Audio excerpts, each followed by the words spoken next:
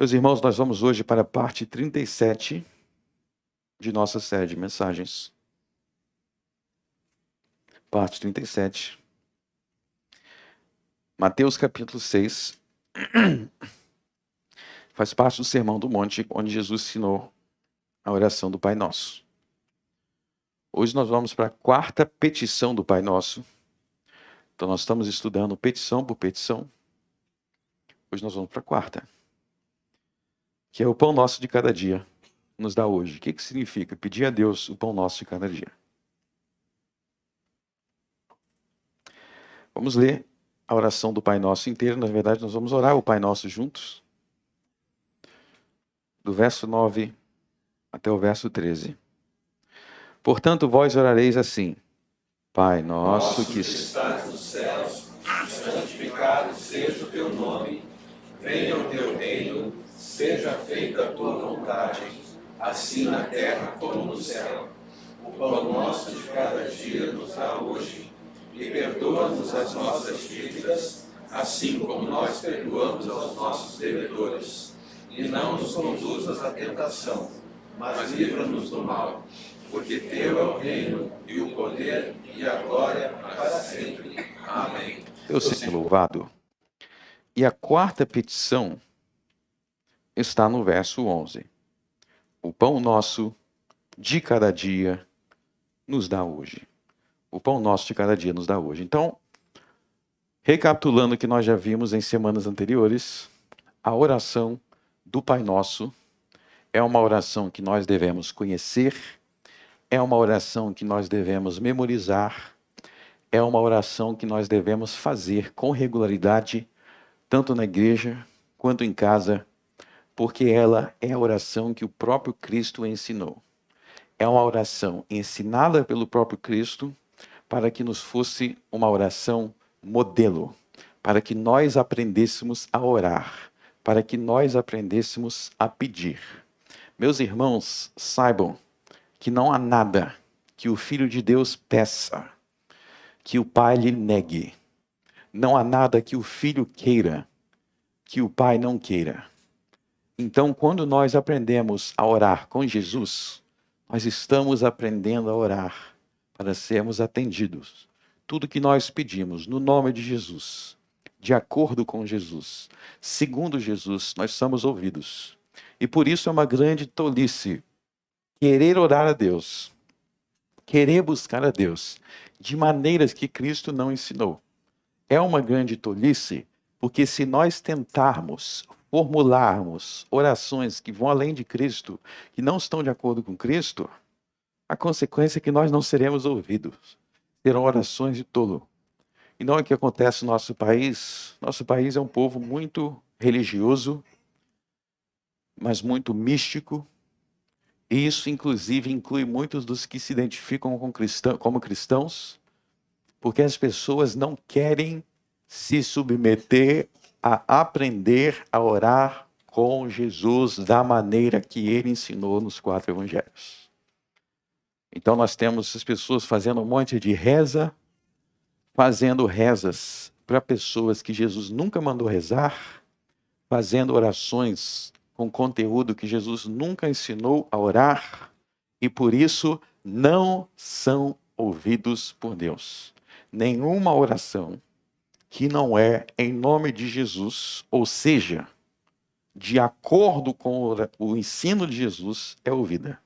Deus não ouve ninguém, exceto na boca de seu filho. Deus abomina, odeia, rejeita todas as orações que não são mediadas por Jesus. E orar em nome de Jesus não é só colocar essa frase no final da oração. Eu vou falar qualquer coisa aqui, no final da oração eu vou falar em nome de Jesus e está tudo certo. Não. Orar em nome de Jesus é orar de acordo com as palavras, o ensino, a doutrina de Cristo. Então você tem que aprender a orar em nome de Jesus. Você tem que aprender a orar da maneira que Cristo nos ensinou. E é isso que nós estamos fazendo na oração do Pai Nosso. Nós estamos aprendendo com o Pai Nosso a orar em nome de Jesus. Orar em nome de Jesus não é só colocar uma frase no final. Se for assim, a gente vai falar tudo quanto é tipo de absurdo Vai falar assim, não, em nome de Jesus. E pior que é isso que o povo faz, né? O povo fala absurdos, até falsas profecias, e diz, não, em nome de Jesus. Não se esqueçam, meus irmãos, o terceiro mandamento. Não tomarás o nome do Senhor teu Deus em vão. Não tomarás o nome do Senhor teu Deus em vão. Então, não é suficiente a gente colocar o nome de Jesus no meio, na verdade, dependendo do que for. Se a gente colocar o nome de Jesus no meio, é pecado. Está colocando o nome de Jesus no meio de falcatrua, de erro, de engano. A gente tem que saber se o que nós falamos, se o que nós fazemos, se o que nós oramos, realmente é agradável a Ele. E a única maneira de sabermos isso é indo para os 4 evangelhos. A única maneira de saber o que Jesus quer, o que Jesus ensinou, é indo para Mateus, Marcos, Lucas, João, e, portanto, indo para os 66 livros de Gênesis e Apocalipse. E agora nós vamos refletir o que significa quando Jesus nos ensinou a orar, o pão nosso de cada dia nos dá hoje. Quando a gente analisa essa palavra pão na Bíblia, a gente aprende que existe o pão literal, existe o pão literal, você faz lá com trigo, né, que o padeiro faz, mas a palavra pão, ela é usada para se referir na Bíblia a todo o nosso sustento, ou seja, não só o pão de trigo, mas todas as coisas necessárias que você precisa para se sustentar. A água, comida, roupa, tudo isso é o nosso pão. Nós não vamos nos aprofundar em todos os textos que mostram isso, porque seria muito tedioso entrar em todos os textos que usam a palavra pão, mas eu quero só, quanto a isso, recomendar que quando vocês leem a palavra pão na Bíblia, comece a observar no contexto que nem sempre é o pão literal. Pão significa sustento. Como a gente também fala no português moderno, a gente fala assim, meu ganha-pão. Né? Você fala assim, o meu trabalho é meu ganha-pão. Não quer dizer que você só compra pão com aquele dinheiro, quer dizer que é o teu sustento. Então, quando você ora, o pão nosso de cada dia nos dá hoje, Jesus está nos ensinando o quê?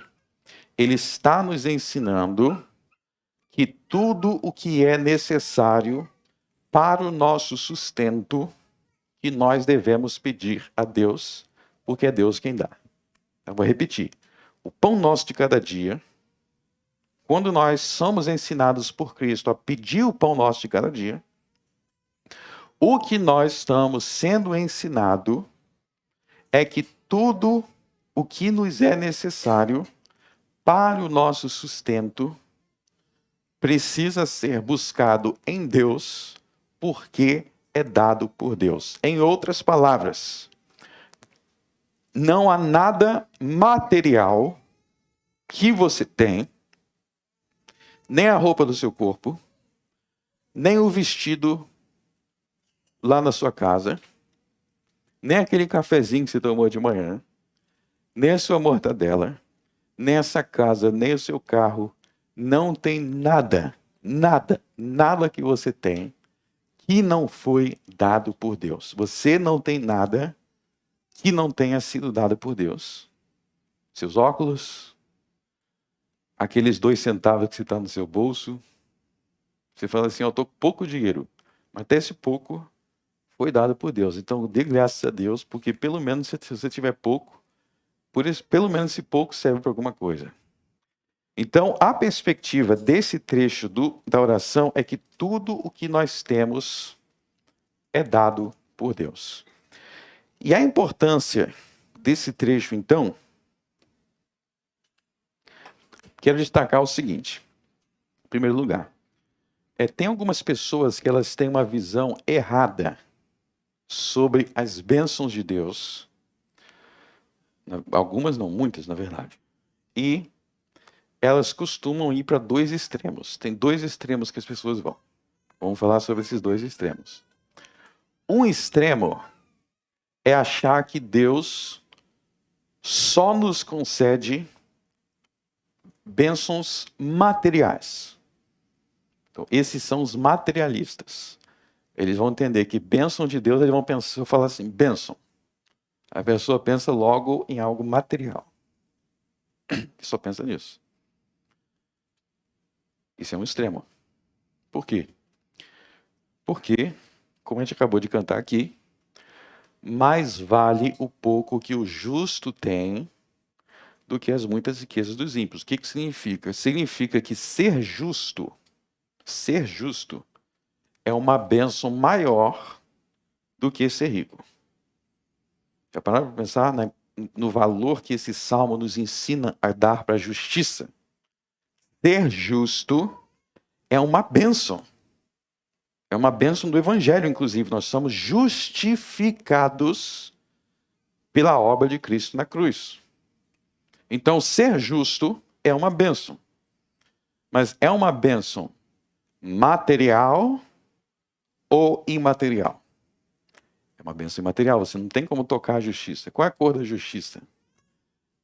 Qual é o tamanho da justiça? É uma bênção imaterial.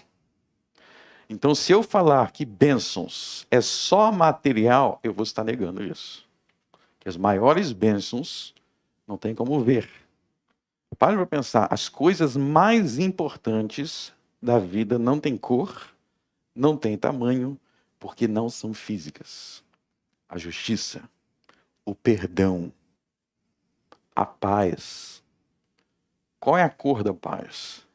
Qual é o tamanho da paz? Qual é o comprimento? Qual é a largura? Não tem, porque não é material. Mas eu te pergunto, por não ser material, não tem valor? Se você achar que não tem valor, você está a um passo da loucura. Você quer saber as pessoas mais problemáticas, mais arrasadas, destruídas na vida, são as que não valorizaram as coisas imateriais. Porque se você não valorizar as coisas que não dá para ver, invisíveis, imateriais, você vai se tornar uma pessoa sem paz, sem justiça, sem verdade. Como que termina uma pessoa assim? Como que acaba uma pessoa assim? Então nós devemos entender que sim, bênçãos não são somente materiais, pelo contrário, as principais bênçãos são as coisas que não se toca, não se vê, são invisíveis. Mas tem outro lado da moeda também, tem outro extremo. Outro extremo é o seguinte, o pessoal que fala assim, como as principais bênçãos não são materiais, não dá para tocar, então as bênçãos físicas ou materiais não interessam, então. Motivo número 1, isso também é outro extremo. Então, qual é um extremo? É só o espiritual. O outro extremo, só o material. Os dois estão errados. Por que os dois estão errados? Porque Deus te criou com uma alma, mas Deus também te criou com um corpo. E as bênçãos também são materiais e físicas. Quando você sair daqui, você vai para onde? Quando você sair desse culto, você vai dormir debaixo da ponte? Se você disser que as bênçãos materiais não são importantes, então não tem problema você dormir na rua. Você e seu filho bebê podem dormir na rua e não ter comida. Não, também são importantes. Então você vê que a Bíblia ensina uma visão equilibrada, onde nós reconhecemos que o espiritual é maior, é o mais importante, mas o físico e o material também é importante. É importante o dinheiro que você ganha, é importante você ter onde morar, é importante você ter dinheiro para comprar presente para seus filhos. É importante você ter a capacidade de dar paz e sossego físico e material para sua mulher. Também é importante. Não sejam desequilibrados, porque no dia que você for desequilibrado, você vai estar negando a doutrina de Cristo. Então, tem gente que fala assim, sou muito espiritual. Sou tão espiritual que não tem nem trabalho direito. Que espiritual. Já pararam para pensar o quanto essa visão, quanto a visão de muitos, até cristãos protestantes, são influenciadas sem perceber por outros grupos catolicismo romano, por exemplo, tem os monges. Se a gente for para o catolicismo romano, quem são os mais espirituais? São os monges, as freiras, que ficam o quê? Que fazem voto de pobreza e vivem enclausurados. Vivem enclausurados. Muitos parecem pensar assim, que ser espiritual é um cara que é meio alienado, enclausurado, não tem nada, não é assim. Não é assim. Por quê? Porque Jesus nos ensinou, veja bem, quando Jesus ensinou o pão nosso de cada dia, ele está nos ensinando a buscar bênçãos materiais. Não só espirituais, mas também o pão, o sustento, ou seja, o trabalho, o sucesso no trabalho. Quero avisar aqui para vocês, principalmente os jovens. Se você quer ser um discípulo de Cristo verdadeiro, você tem que ser trabalhador. Você tem que ser trabalhador. Nessa igreja aqui nós não temos espaço para vagabundagem, para comodismo. Ok? Vagabundo aqui não tem espaço, não. Um cristão presbiteriano é um cristão que segue os 4 evangelhos e é trabalhador. O presbiteriano tem que ser trabalhador, tem que se esforçar para trabalhar. Por quê? Porque a gente segue Jesus. Vocês acham que entre os discípulos de Jesus, Jesus falava assim, não, fica só deitado, dormindo, ou fazendo coisa para se divertir. Não, você tem que ser trabalhador, tem que conquistar. É aí que a gente vai entrar no seguinte ponto. A mente do homem é uma fábrica de heresias. E deixa eu te falar uma heresia que o pessoal inventa. O homem ele tem dificuldade de entender que o fato de Deus dar uma coisa não quer dizer que ele dá sem você se esforçar. Isso é importante entender. Para entender isso, vamos para Deuteronômio capítulo 8. Vamos para Deuteronômio capítulo 8.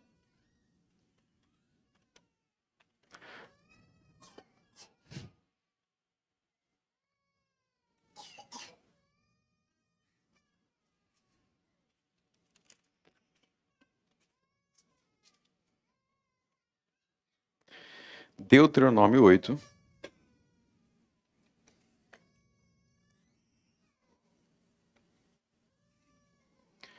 Deixa eu dar um contexto para vocês aqui. Deuteronômio 8 é o período do povo de Israel no deserto.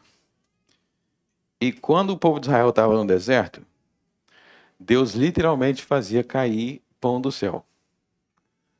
Tem gente que fala assim, Deus não vai fazer cair do céu. Ué, pode fazer, ele fez no deserto. Caiu do céu. Todo dia chovia pão. Só que aí Deus vai falar aqui, no texto que nós vamos ler, ele vai falar, eu só estou fazendo esses milagres aqui de cair pão do céu e tal, porque vocês estão no deserto. Eu vou falar, enquanto vocês estiverem no deserto, vai ter esse milagre, ou seja, temporário. Quando vocês entrarem na Terra Prometida, vocês não vão ter toda hora pão caindo do céu assim, não. Vocês vão ter que trabalhar. Lá na Terra Prometida, vocês vão trabalhar. Vocês vão ter gado, vocês vão ter animal, vão ter terra, vão ter casa, vocês vão trabalhar para ganhar o sustento de vocês. Só que aí Deus vai dar um aviso. Ele vai falar, lá aqui no deserto, é muito fácil você falar assim, a Deus que está dando, o que está caindo do céu é milagre. Quando é milagre, não tem como você negar. Só que quando eles entrassem na terra, que eles iam trabalhar, tinha um risco. Tinha um risco deles falar, como sou eu trabalhando? Então não vem de Deus. Então vamos ler esse trecho aqui. Deuteronômio capítulo 8.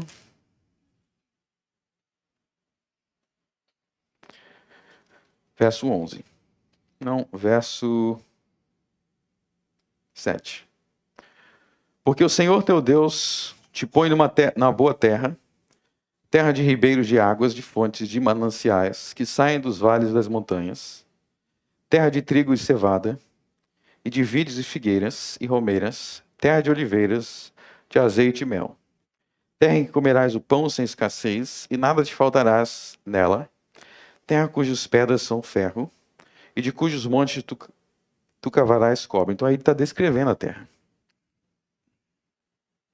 Quando, pois, tiveres comido, e fores fartos, louvarás ao Senhor, teu Deus, pela boa terra que te deu. Guarda-te que não te esqueças do Senhor teu Deus, deixando de guardar os seus mandamentos, os seus juízos, os seus estatutos que hoje te ordeno.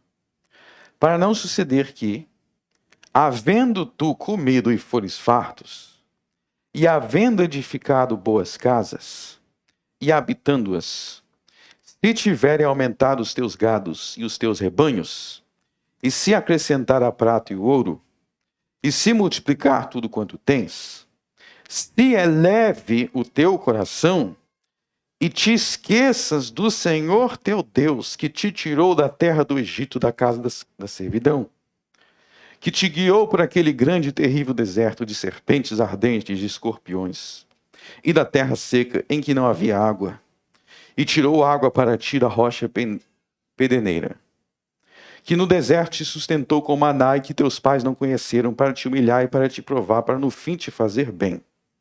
E digas no teu coração: a minha força e a fortaleza da minha mão me adquiriu este poder. Antes te lembrarás do Senhor teu Deus, que é Ele que te dá força para adquirires riqueza, para confirmar a sua aliança que jurou a teus pais, como se vê nesse dia.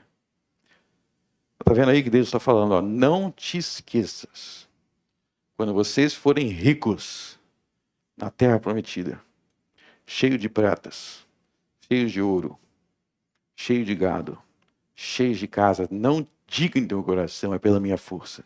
Não diga, é porque eu sou bom, porque eu trabalhei. Não, diga, é o Senhor. Verso 18. Te lembrarás do Senhor teu Deus, que é Ele que te dá força para adquirires riqueza. Ele que te dá força. Ou seja, é dele que vem o pão nosso de cada dia. Mesmo se eu for rico, mesmo se eu for próspero, mesmo se eu tiver muito ouro e muita prata, eu nunca vou me esquecer que é Deus quem me dá. E quanto mais Ele me der, mais força eu tenho que fazer para agradecer e para trabalhar mais, com mais esforço, porque é Ele que está me dando. Ou seja, reconhecer que o pão nosso de cada dia é Ele quem nos dá, não é para ficarmos passivos ou acomodados, pelo contrário. É para fazermos tudo com gratidão. O acomodado é um ingrato. O acomodado é ingrato, porque ele não olha para as oportunidades que Deus lhe deu. Quando Deus abre uma porta, quando Deus coloca o prato, não despreze as oportunidades de Deus pela tua ingratidão. Não despreze. Não despreze. Antes de passar para o próximo ponto, eu quero enfatizar o seguinte. Quando a gente fala de trabalho na Bíblia, é qualquer atividade produtiva. Qualquer atividade produtiva. Então, por exemplo, na Bíblia, tem gente que fala assim, trabalho, aí pensa assim, eu tenho que ter uma carteira assinada. Eu não tenho carteira assinada. Eu nem quero ter, porque eu tenho a minha própria empresa. Tenho meu próprio CNPJ. O trabalho não é só o trabalho formal, seja de carteira assinada, trabalho é qualquer atividade produtiva. Então, por exemplo, na Bíblia, vocês podem ler lá em Tito, que ser dona de casa é um trabalho. Por exemplo, ser dona de casa na Bíblia é um trabalho. Porque tem gente que acha que dona de casa fica só deitado na rede, né? Não é assim não. É um trabalho também. Quer dizer, tem umas que ficam. Umas que ficam, mas assim, eu acho que a minha esposa trabalha mais do que eu. Ainda mais com esse bebê aí. Só dar de mamar, né? É muito trabalho. Então, trabalho na Bíblia é você ser uma pessoa produtiva. Então, muitas vezes, por diversas circunstâncias, você não vai ter uma carteira de trabalho, você vai ser dona de casa, alguma outra coisa, mas é porque você está sendo de alguma forma produtivo. O cristão trabalhador quer dizer que ele é produtivo. Ser produtivo, fazer coisas úteis. É pecado passar o dia inútil. Então, e especialmente o homem tem o dever de correr atrás do sustento da casa. Então, vamos agora avançar, explorando ainda essa ideia de gratidão pelo pão nosso de cada dia que Deus nos dá hoje. Vamos ver o voto de Jacó lá no livro de Gênesis. Vamos voltar para o livro de Gênesis.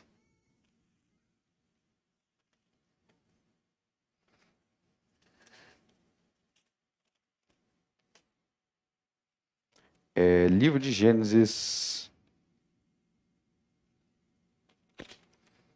29.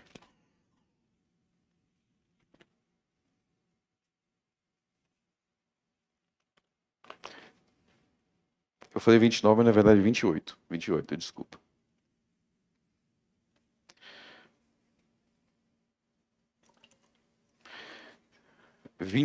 Gênesis 28. Então veja bem, até aqui nós vimos que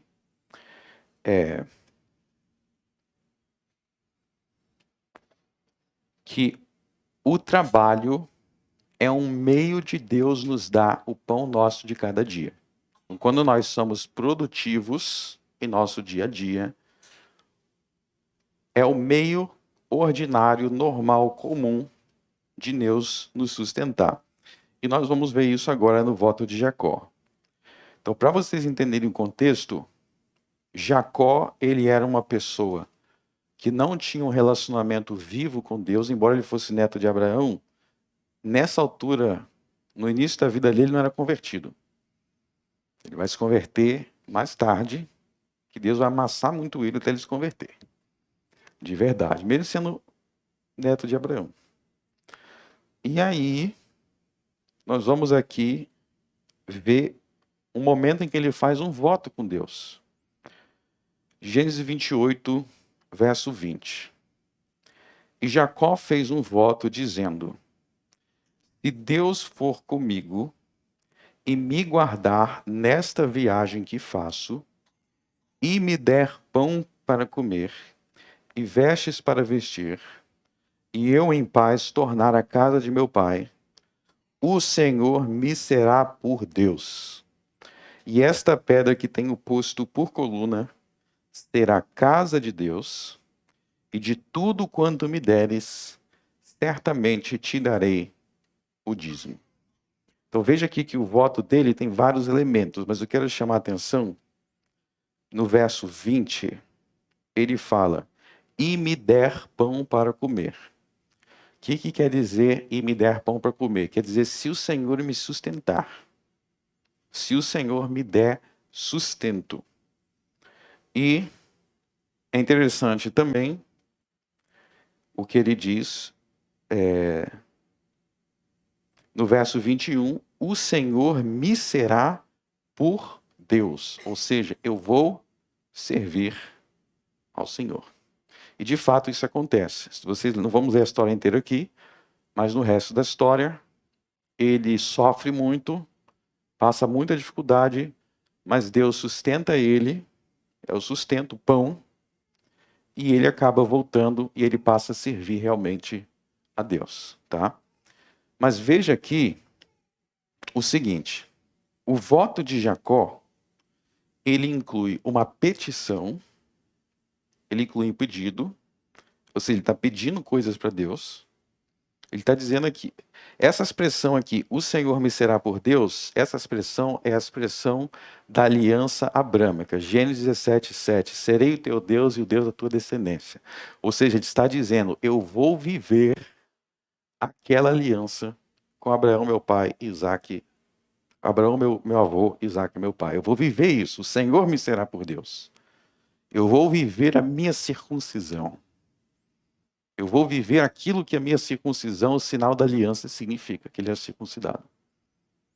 Então, mas eu quero que vocês vejam aqui, o voto dele inclui um pedido, mas inclui também o que ele vai fazer em gratidão quando Deus atender esse pedido. Então ele está dizendo, se Deus fizer isso por mim, eu serei grato a ele. A primeira coisa que ele diz, verso 21, o que ele faria de gratidão a Deus? O principal está no final do verso 21. O Senhor me será por Deus, é o mais importante, ele vai servir a Deus. Mas tem coisas específicas que ele cita como sinal de que ele seria um servo de Deus. Olha só o verso 22. Esta pedra que tenho posto por coluna será casa de Deus, será casa de Deus, e tudo quanto me deres, certamente te darei o dízimo. Então tem duas coisas aí no verso 22 de prático.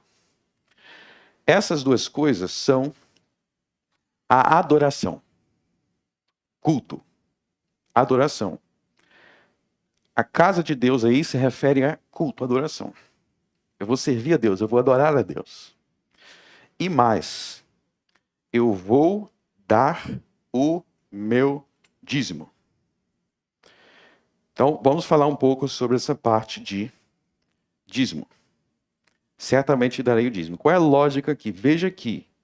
Essas promessas no verso 21 e 22 são promessas de gratidão. Então, Jacó está pedindo a Deus para protegê-lo. Jacó está pedindo a Deus para sustentá-lo. Ou seja, o que Jacó está pedindo aqui? O pão nosso de cada dia nos dá hoje. Ele está pedindo que Jesus mandou pedir lá no Sermão do Monte. E ele está dizendo que quando Deus desse a ele o sustento, todo o sustento que Deus desse a ele iria agradecer devolvendo o dízimo. Então, quero que vocês percebam aqui que na Bíblia, o dízimo é a forma de reconhecer que tudo o que você tem é dado por Deus. Eu quero falar um pouco sobre isso. Nós já falamos que o homem ele tem um problema de gratidão. Romanos capítulo 1 diz que a ingratidão é o pecado original. Já pararam para pensar que a ingratidão é o pecado original? Talvez você diga, eu nunca parei para pensar. Volta lá na história de Gênesis 1, 2, 3 e reflita. Qual foi o pecado de Adão? Ingratidão. Por quê? Porque Deus deu tudo para ele. Deus deu tudo para Adão e falou assim, ó, tudo é teu, menos essa árvore aqui que você não pode comer. Menos isso aqui. Os animais, esse domínio sobre os animais, tudo era dele. Menos isso daqui. Aí onde que Adão e Eva foram? Logo na árvore que não podia. É tipo assim, você convida alguém para tua casa. Imagina aí, você me convida para tua casa. Aí você fala assim, abre a geladeira, dorme nessa cama aí, usa o que você quiser, liga a televisão, faz o que você quiser aqui dentro. Só não come o meu pudim. Ó, tá vendo aquele pudim ali? Aquilo ali é meu. Mas todo o resto de comida você pode comer, tudo teu. É onde é que eu vou? Eu vou no teu pudim. Ingratidão, porque você está dando tudo, a pessoa não aceita, tem que ter aquilo ali. Estou falando em tom bem-humorado, mas pensa como que as pessoas ingratas são assim. Você faz tudo por elas, menos uma coisinha, elas vão arrumar aquilo ali para reclamar. Para dizer, não, mas teve isso daqui. Ah, mas e todo o resto? Então esse é o pecado original. Então é o seguinte, é bem simples, para entender o dízimo. Deus diz, eu te dou tudo que você tem, tua roupa, tua comida, teu salário, teu trabalho, a força de trabalhar. Mas você tem que separar 10% o dízimo. Dízimo significa a 10ª parte. Você tem que separar a 10ª parte para mim. É aí que vai voltar o seguinte. Vamos pensar aqui na gratidão, tá? Gratidão, começa a pensar no seguinte. Gratidão não é só alguém te dizer obrigado. Já para pensar que gratidão não é só dizer obrigado, porque dizer obrigado é muito fácil e muito simples. A gratidão, sim, você tem que falar obrigado, você tem que ser educado, tem que falar. Mas gratidão é muito mais do que isso. Gratidão se mostra em atitudes. Gratidão se mostra em ações. Você quer ser grato por alguém? Não é só dizer obrigado, é agir como alguém grato. É nas ações. Ser grato pela sua esposa, faça coisas por ela que indicam gratidão. Você é grato pelo seu marido, faça coisas por ele. Ser grato pelo seu amigo, faça coisas concretas que demonstrem gratidão. Não é só dizer obrigado e aí se comporta com ingratidão. Tem gente que fala obrigado, mas é o contrário. É a mesma coisa com Deus. Vamos pensar aqui. Agradecer a Deus não é só abrir a boca e dizer Deus obrigado. Tem que abrir a boca e dizer Deus obrigado todo dia. Graças te dou todo dia. Mas esse não é o principal. A gente mostra que é grato a Deus também nas atitudes. E uma dessas atitudes é botar a mão no teu bolso e entregar o dízimo para Jesus Cristo. Você está mostrando que você é grato pelo dinheiro que ele dá, porque se você não coloca a mão no bolso, é igual a pessoa que te diz obrigado, mas não faz nada por você. Obrigado. Está grato mesmo? Você pode me ajudar com uma coisa aqui? Não. Então veja que o dízimo aqui é como Jacó vai provar que ele é grato mesmo, que ele reconhece que tudo que ele tem vem de Deus. O problema de não ser dizimista é porque nós achamos que é tudo nosso. Não é tudo teu. Não é. Porque tudo vem de Deus. É assim que Jacó provou que ele reconhecia que tudo vinha de Deus, pegando a 10ª parte, entregando para Deus. Não vai ficar tudo comigo, porque foi Deus que me deu. A lógica do dízimo é simples. Dízimo na Bíblia é gratidão. Dízimo na Bíblia é gratidão. E não dizimar é ingratidão. Porque não dizimar quer dizer que você não pode separar a parte do seu dinheiro para as coisas de Deus. Como é que Deus te dá tudo e você não separa uma parte para as coisas dele? Para ajudar a igreja dele, para ajudar os órfãos que ele quer ajudar, para ajudar os pobres que ele quer ajudar. É tudo teu? Isso é ingratidão. Como é que a gente mostra para Deus, Deus, eu sou grato por tudo, todo o dinheiro que tu me destes? Separando a 10ª parte e devolvendo para ele.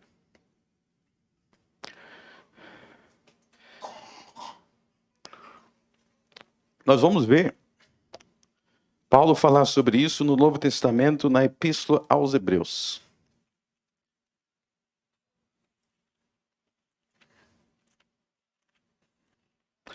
Abra em Hebreus capítulo 7. Em Hebreus capítulo 7, Paulo ensina que os dízimos devem ser pagos a Jesus Cristo no tempo do Novo Testamento. Hebreus capítulo 7. A gente cantou um louvor aqui sobre Melquisedeque, né? Eu falei que eu ia explicar, agora eu vou explicar. Hebreus 7.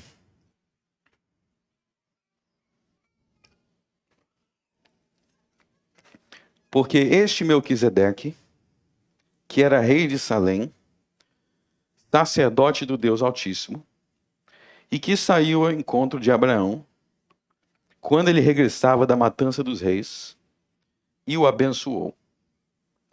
A quem também Abraão deu o dízimo de tudo, e primeiramente é por interpretação rei da justiça, depois rei de Salém, que é rei de paz. Sem pai, sem mãe, sem genealogia, não tendo princípio de dias, nem fim de vida. Mas sendo feito semelhante ao Filho de Deus, permanece sacerdote para sempre. Considerai, pois, quão grande era este, e quem até o patriarca Abraão deu os dízimos dos despojos. E os que dentre os filhos de Levi recebem o sacerdócio, têm ordem segundo a lei de tomar o dízimo do povo, isto é, de seus irmãos, ainda que tenham saído dos lombos de Abraão. Mas aquele cuja genealogia não é contada entre eles, tomou o dízimo de Abraão e abençoou os que tinham as promessas. Ora, sem contradição alguma, o menor é abençoado pelo maior. E aqui certamente tomam dízimos homens que morrem. Ali, porém, aquele de quem se testifica que vive. Até aí. Deixa eu explicar esse texto. Tá vendo que no verso 1 ele fala de Melquisedeque? Isso aqui pode parecer confuso para aqueles que não têm tanta familiaridade com a história bíblica, mas eu vou explicar, vai ficar simples. Então, preste atenção no verso 5. O verso 5 diz assim, ó. E os que dentre os filhos de Levi recebem o sacerdócio, têm ordem segundo a lei de tomar o dízimo do povo. O que é isso daí? A partir do tempo de Moisés, você lembra Moisés? Ele instituiu o sacerdócio levita. Então, no tempo de Moisés e a partir de Moisés, os sacerdotes do povo de Deus eram levitas, porque eles vinham da tribo de Levi. E como os sacerdotes eram os levitas, quando as pessoas iam pagar o dízimo, eles tinham que pagar para Levi, para os sacerdotes que eram levitas. Então você lembra que tinha o templo de Jerusalém, a casa de Deus ficava em Jerusalém, o culto, quando você ia lá cultuar a Deus, você pagava o dízimo para os sacerdotes que estavam lá, que era a forma de pagar a Deus. Bom, no Novo Testamento, nós não temos sacerdotes levitas. No Novo Testamento, nós não temos sacerdotes levitas porque não tem templo em Jerusalém. E isso leva algumas pessoas a pensar, se não tem levita, porque não tem o templo de Jerusalém, então não preciso pagar o dízimo. Porque era para pagar para os levitas.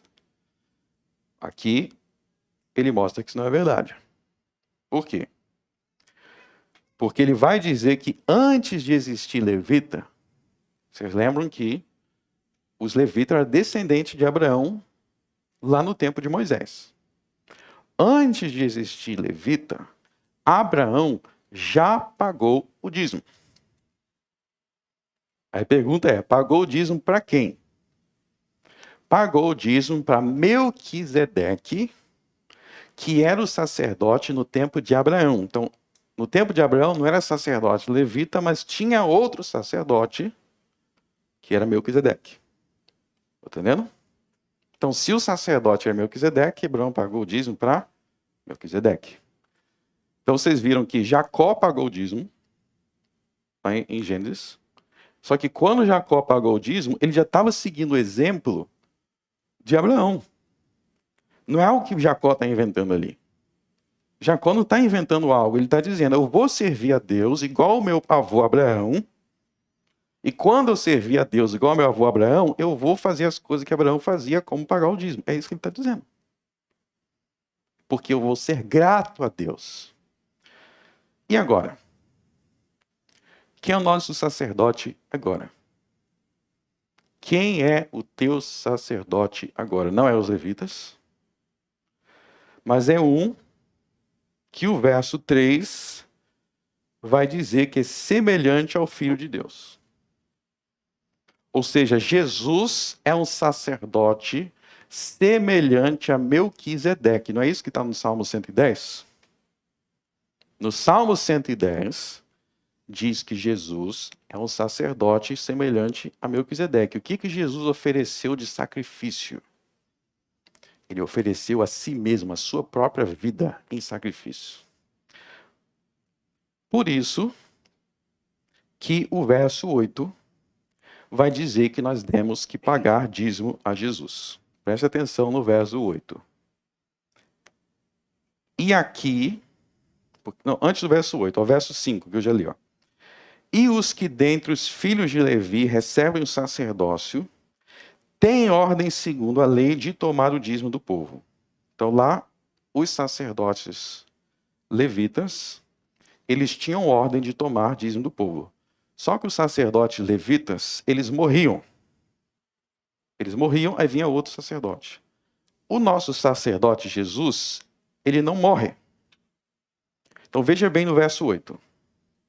E aqui certamente tomam dízimo homens que morrem. Quem são os homens que morrem, que no tempo do Velho Testamento recebiam os dízimos? Os sacerdotes levitas. Agora veja a próxima cláusula. Ali, porém, aquele de quem se testifica que vive. Quem é aquele de quem se testifica que vive e que não morre como os levitas? É Jesus. Então, Jesus é aquele que vive segundo a ordem de Melquisedeque e que toma os dízimos agora. Ou seja, os dízimos são pagos a Cristo, porque Cristo é o nosso sacerdote que vive, assim como antes eram pagos aos levitas, que eram sacerdotes que não viviam para sempre, porque eles morriam. Então o verso 8 prova que, embora nós não tenhamos sacerdotes levitas, nós continuamos tendo que pagar o dízimo a Jesus, porque Jesus é o sacerdote segundo a ordem de Melquisedeque, ou seja, semelhante a Melquisedeque. Deixa eu te dizer mais. Quando Abraão pagou o dízimo a Melquisedeque, vocês lembram o que Melquisedeque trouxe para Abraão? Ele trouxe pão e vinho. Se vocês analisarem Melquisedeque, ele é, como diz o verso 3, semelhante ao Filho de Deus. E assim como Abraão recebeu pão e vinho de Melquisedeque, nós recebemos pão e vinho de Cristo na ceia do Senhor. E assim como Abraão pagou o dízimo a Melquisedeque, Hebreus 7, 8, nós pagamos o dízimo a Jesus Cristo. E o que isso significa? Significa que nós somos gratos a Deus por Jesus Cristo, porque é somente por Cristo que nós temos o pão de cada dia.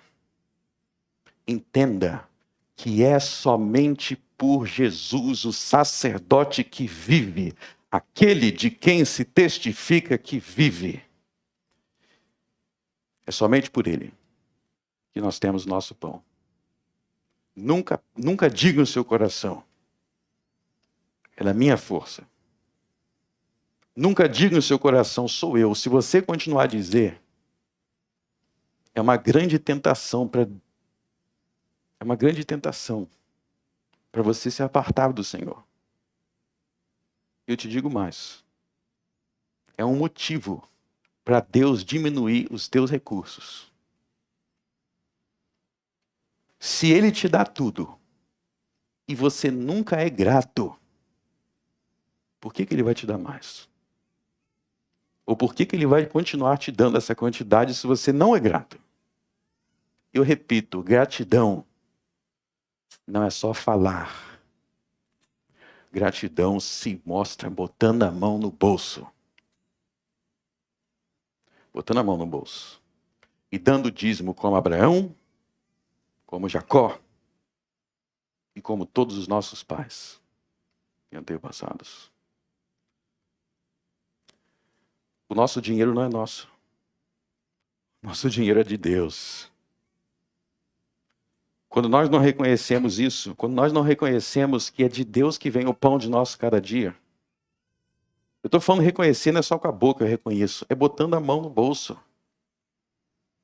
É pensando assim, não, esse dinheiro aqui não vai ficar tudo para mim, porque tem os órfãos, tem as viúvas, tem o evangelho, tem a igreja de Deus, tem aquela pessoa necessitada na igreja que precisa desse dízimo.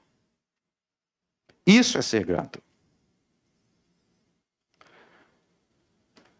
Teve uma pessoa, uma vez que eu estava falando sobre essa questão de dízimo, uma pessoa assim, ela falou, eu não confio na minha igreja para dizimar.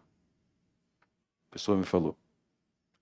E eu falei para ela, se você não confia na tua igreja, então você tem que sair dessa igreja. Por que eu vou estar numa igreja que eu não confio nas pessoas ali? Então eles vão estar pregando um falso evangelho para mim, se eu não posso confiar, vão pregar falso evangelho. Gente, que igreja é essa que a pessoa frequenta, em que você não pode confiar que as pessoas ali são honestas? Eu vou dizer uma coisa, se algum dia você estiver numa igreja que não é honesta, que não faz o que a Bíblia manda fazer, procure outra igreja urgente. Ore a Deus e fala, Deus, me mande para uma igreja de verdade. Como é que uma igreja que proclama que Jesus é a verdade não vai ser honesta? Então não é igreja, é uma sinagoga de Satanás.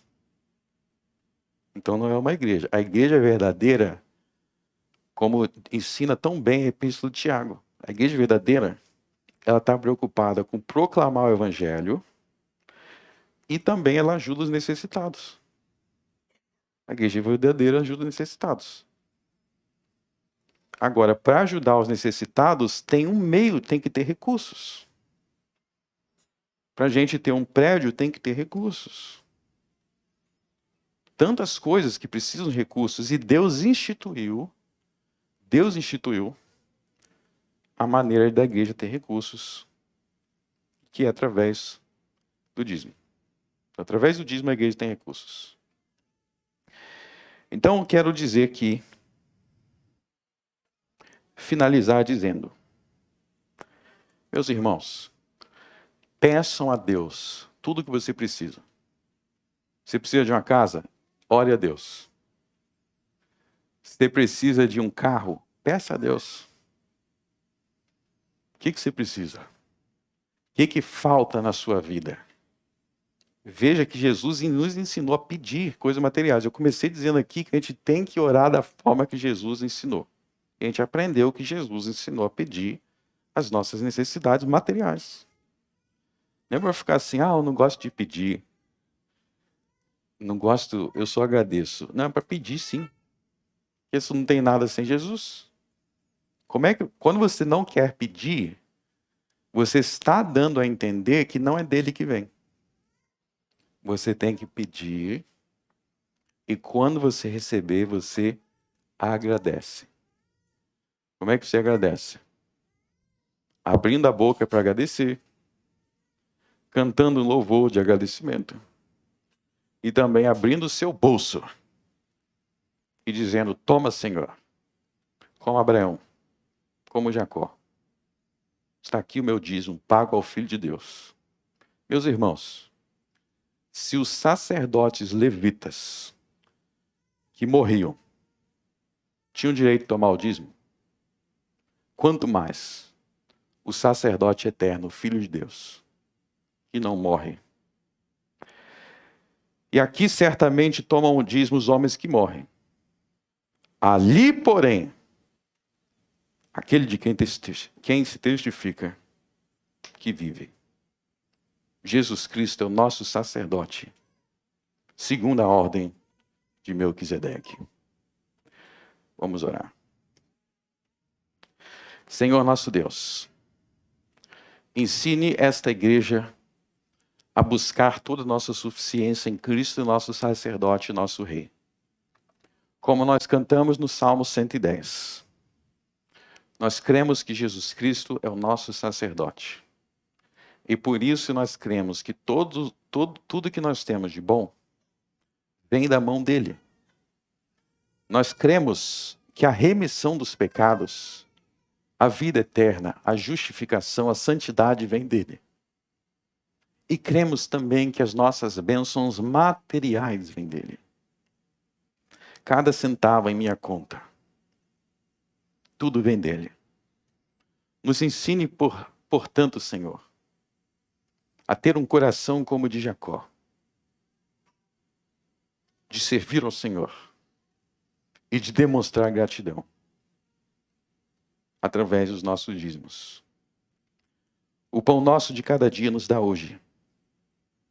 Escreva em nossos corações que tudo que nós temos vem de Deus, nosso Pai, por meio de Jesus Cristo, no Espírito Santo. No nome dele nós oramos. Amém.